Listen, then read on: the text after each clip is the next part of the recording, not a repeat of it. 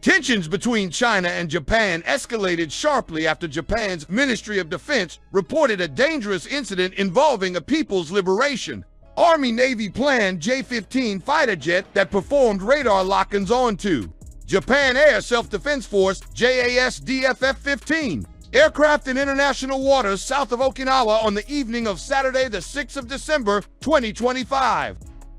According to the Japanese ministry, the J-15, which had taken off from the aircraft carrier Liaoning, executed two separate radar illuminations, the first lasting approximately 3 minutes between 1632 and 1635 local time, and the second lasting nearly 30 minutes from 1837 to 1908.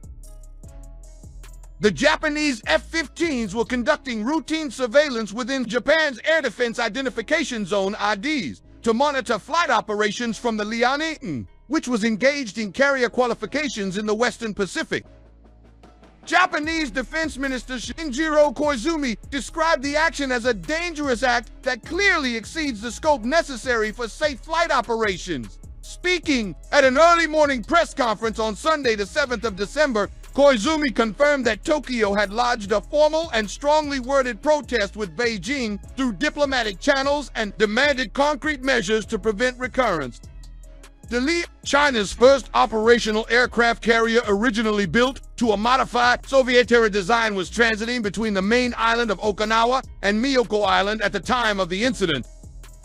Japanese officials stressed that their aircraft maintained safe separation distances and undertook no provocative maneuvers.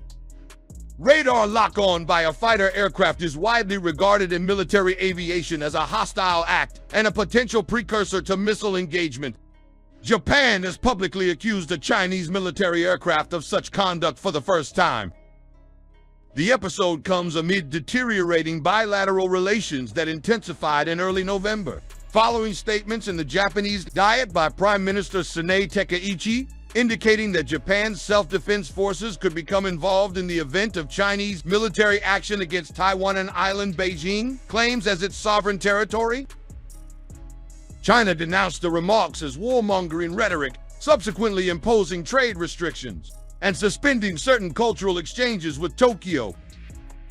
Australia also weighed in, with Defense Minister Richard Marles expressing grave concern over what he termed unprofessional conduct by Chinese forces and urging all parties to ensure safe interactions, particularly in the Taiwan Strait area.